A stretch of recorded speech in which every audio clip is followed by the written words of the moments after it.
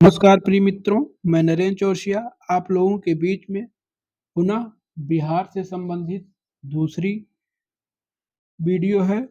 तो इसमें नादान दोस्त लेखक मुंशी प्रेमचंद जो एनसीईआरटी कक्षा 6 बसंत में लगी हुई है। तो चलिए हम पहले उसका सारांश देखेंगे, फिर इसके बाद इस पर जितने क्वेश्चन बने हुए हैं उसको देखेंगे। तो आइए हम पहला क्वेश्चन पहले सारांश देखते हैं।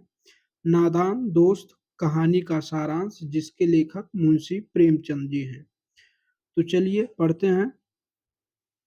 केशव और श्यामा दोनों भाई बहन थे। उन उसके घर के कार्निस पर चिड़िया ने अंडे दिए थे। उनको उसको देखने में वे लोग इतने मग्न हो जाते थे कि उन्हें अपने खाने पीने का भी ध्यान नहीं रहता। अंडों को देखकर बच्चों के मन में कई प्रकार के सवाल उठते, जैसे कब बड़े होंगे, किस रंग के होंगे, बच्चे किस तरह निकलेंगे। इस तरह से 3-4 गुजर गए, यानी 3-4 घंटे गुजर गए। दोनों बच्चे चिड़ियों के बच्चों के लिए परेशान थे, यानी दोनों बच्चे जो है चिड़ियों के बच्चे के लिए परेशान थे। उन्हें लग रहा था कि कहीं अंडों से निकलने वाले बच्चे भूख प्यास से ना मार जाएं। उन्हें बचाने के लिए उन्होंने खाने के लिए चावल के दाने का और पीने के लिए पानी का इंतजाम किया। छाया के लिए कूड़े की बाल्टी और अंडों के लिए कपड़े की मुलायम गद्दी बनाकर रखी। जैसे ही केशव ने अंडे को हाथ लगाया, दोनों चिड़िया उड़ गई। दोनों ने अंडे को अच्छे ढंग से रखा और दाना पानी भी रख दिया। वे दोनों सोने चले गए। सोकर जब वह उठे तो उन्होंने देखा कि अंडे टूटकर नीचे गिरे हुए टूटे पड़े थे। अम्मा को जब यह बात पता चली कि केशव ने अंडे को छेड़ा था, यानी उसकी बहन श्यामा ने बता दी है, तब उन्होंने बच्चों को बताया कि अंडों का छूने से चिड़िए के अंडे अंडे गंदे हो जाते हैं और फिर चिड़िया उन्हें नहीं सेती। यह जानकर केशव को कई दिनों तक अपनी गलती पर अफसोस हुआ। उसके बाद वह दोनों चिड़िया वहां कभी नहीं गई, कभी नहीं दिखाई दी। तो अब इस पे हम प्रश्न देखते हैं। तो पहला प्रश्न है, किसके घर में चिड़िए ने अंडे दिए थे? Option A Gopal, B Keshav, C Raj, D Mahendra. तो ऑप्शन बी केशव। केशव। अगला प्रश्न है, इसका आंसर है केशव।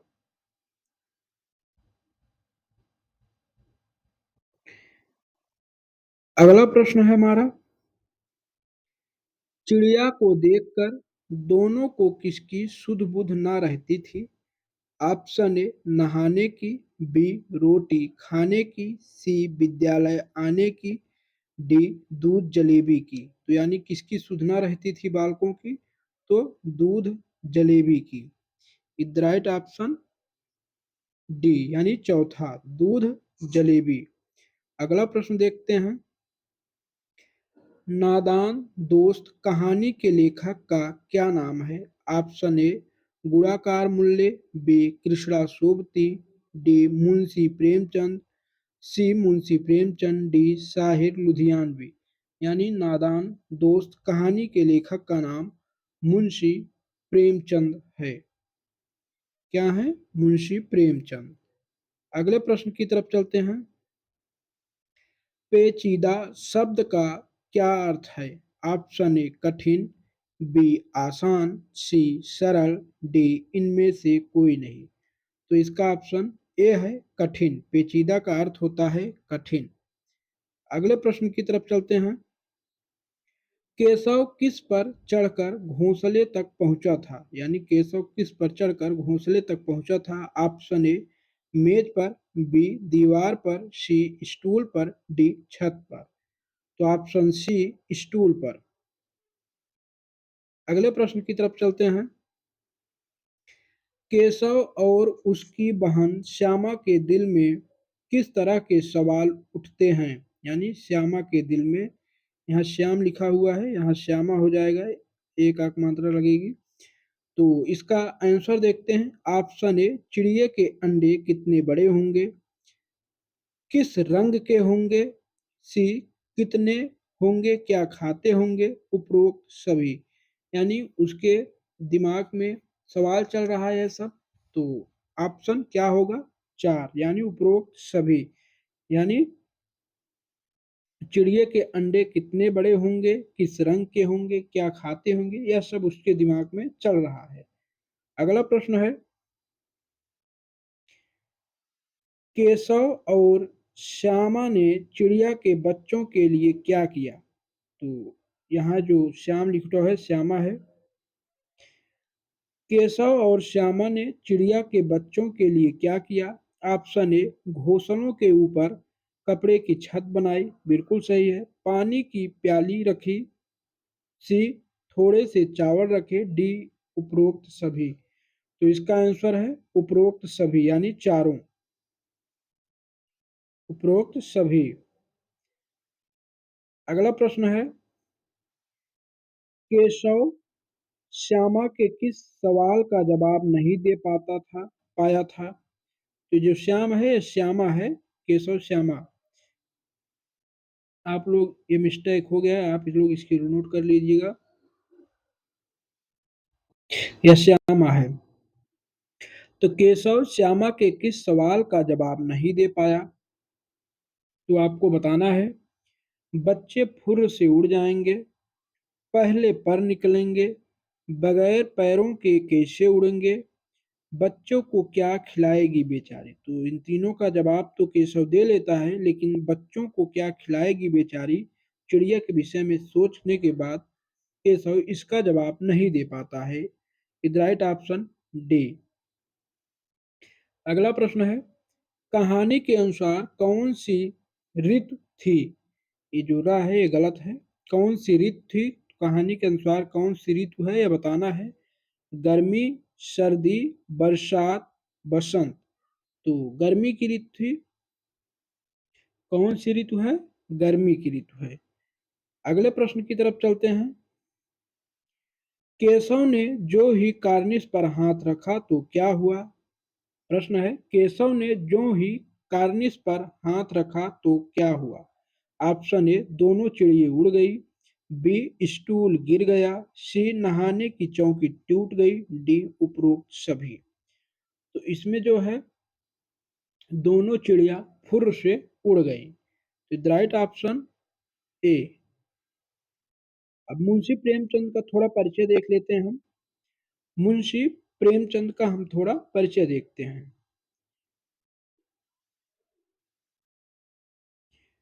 जन्म 31 जुलाई 1880 लमही, वाराणसी, उत्तर प्रदेश में हुआ था। निधन 8 अक्टूबर 1936 ईस्वी को हुआ। इनके पिता का नाम अजायब राय था। माता का नाम आनंदी देवी था। मूल नाम इनका धनपत राय था। उर्दू में मुंशी प्रेमचंद जी हैं नवाब राय के नाम से कविता करते थे। तो यानी क्या, पिता अजायब राय, माता आनंदी देवी, मूल नाम धनपत राय, उर्दू में नवाब राय। आगे चलते हैं। इनको इम्पॉर्टेंट है, इनको प्रेमचंद नाम दया नारायण निगम ने दिया था। प्रेमचंद के उपन्यास जो पहले उर्दू में थे, बाद में हिंदी में उनका रूपांतरण किया। सेवा सदन 1918 ईस्वी, वरदान 1921 ईस्वी, प्रेमाश्रम 1922 ईस्वी, रंगभूमि 1925 ईस्वी, प्रतिज्ञा 1929 ईस्वी। आगे देखते हैं। मूलतः हिंदी में रचित उपन्यास, प्रेमचंद के जो मूलतः हिंदी में रचित उपन्यास हैं तो क्या है, कायाकल्प 1926, निर्मला 1927, गबन 1931, कर्मभूमि 1933, गोदान 1935, मंगलसूत्र अपूर्ण अथवा अधूरा उपन्यास है। मुंशी प्रेमचंद जी की कहानियां देखते हैं। पंच परमेश्वर है, सज्जनता का दंड है, ईश्वरीय न्याय है, बलिदान है, आत्माराम है, बूढ़ी काकी है, कजाकी है, ठाकुर का कुआं है, ईदगाह है, बड़े भाई साहब, नशा, गुल्ली डंडा, दो बैलों की कथा, मिस पद्मा, गृहनीत, शतरंज के खिलाड़ी, माता का हृदय, सवा शेर गेहूं, डपोर, शंख, पुजारी इत्यादि। लगभग मुंशी प्रेमचंद जी ने 300 से अधिक कहानियां लिखी थी। अब अगला अध्याय देखते हैं। अगला अध्याय क्या है? चांद से थोड़ी सी गप्पें। तो अगला अध्याय हमारा क्या है? चांद से थोड़ी सी गप्पें। तो इस कहानी के लेखक जो हैं शमशेर बहादुर सिंह हैं।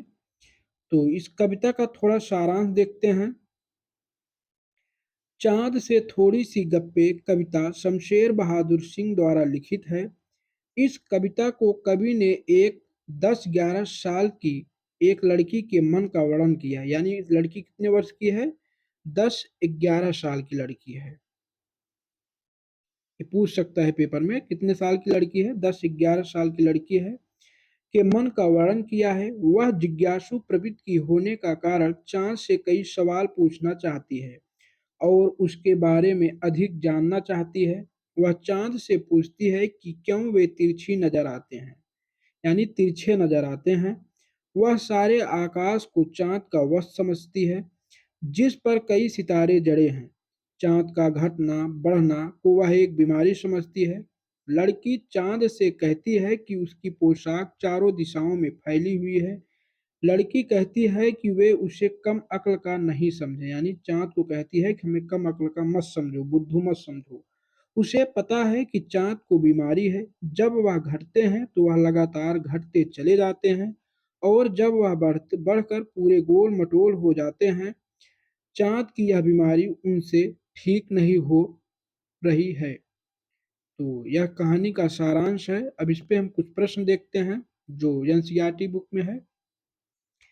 चांद ने क्या पहना हुआ है? कपड़े। ऑप्शन ए कपड़े, बी वायु, सी आकाश, डी इनमें से कोई नहीं।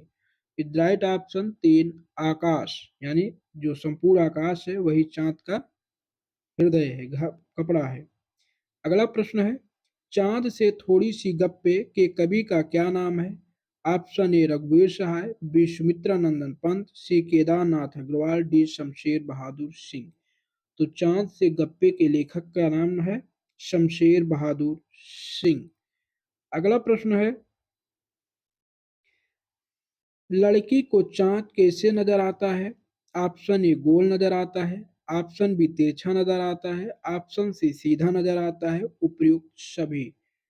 तो इसका ऑप्शन 2 है, यानी तिरछा नजर आता है। या उस वाली तिरछा नजर आता है, यही सही है हमारा, तिरछा नजर आता है। किसका मर्ज ठीक नहीं होता है? ऑप्शन ए सूर्य का, बी पीपल का, सी लोगों का, डी चांद का। तो चांद का मर्ज ठीक नहीं होता है, राइट ऑप्शन डी। अगला प्रश्न है, प्रस्तुत कविता में किसकी कल्पनाओं का वर्णन किया गया है? ऑप्शन ए कवि की, ऑप्शन बी बालिका की, ऑप्शन सी स्त्री की, ऑप्शन सी बड़े लड़के की, डी। राइट ऑप्शन बी, यानी बालिका की। अगला प्रश्न हमारा है, बालिका के अनुसार चांद ने बालिका को निरा क्या समझा है? ऑप्शन ए चालाक, ऑप्शन बी बुद्धू, ऑप्शन सी स्वस्थ, ऑप्शन बी बीमा। तो इसका आंसर देना है राइट ऑप्शन बी, चांद ने बालिका को निरा बुद्धू समझा है। अगला प्रश्न हमारा है, चांद अपनी पोशाक को कहाँ फैलाए हुए है? ऑप्शन ए लड़की के घर पर, बी चारों दिशाओं में, सी भारतवर्ष में, डी संपूर्ण विश्व में। तो इसका आंसर है चारों दिशाओं में।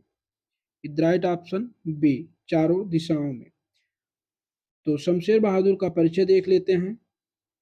शमशेर बहादुर सिंह का जन्म 1911 ईस्वी में हुआ। निधन 1993 ईस्वी में हुआ। इनका जन्म स्थान एक जाट परिवार में हुआ था। जन्म स्थान देहरादून है। पिता का नाम इनके तारीफ सिंह है, माता का नाम प्रभुदेई है, पत्नी धर्मवती हैं। इसके बाद शमशेर बहादुर सिंह की रचनाएं देखते हैं। कुछ कविताएं 1949 ईस्वी, कुछ और कविताएं 1961 ईस्वी। तीसरा है चुका भी नहीं हूं मैं, 1975 ईस्वी। चुका भी नहीं हूं मैं होगा यहाँ, ये जो हूं के बाद एक मैं लगेगा। इसके बाद है इतना अपने पास, इस पे जो चुका भी नहीं हूं मैं के लिए 1977 ईस्वी में साहित्य अकादमी पुरस्कार मिला है। इतना अपने पास 1980। अगला उचिता अभिव्यक्ति का संघर्ष 1980, बात बोलेगी 1981, काल तुमसे होड़ मेरी 1988, कहीं बहुत देर से सुन रहा हूँ 1995। अगला है सुकून की तलाश 1998। इनके काव्य संकलन है इतने, यानी कविता संग्रह है। इनकी गद्य में कुछ रचनाएं हैं। दो आब है, यहाँ जो दो आप लिखा है यहाँ दो आब है। दो आब है, प्लाट का मोर्चा, कुछ गद्य रचनाएं। तो ये शमशेर बहादुर सिंह की कृतियां हैं। तो मित्रों, आप लोग हमारे चैनल को लाइक एवं सब्सक्राइब करिए। जय हिंद।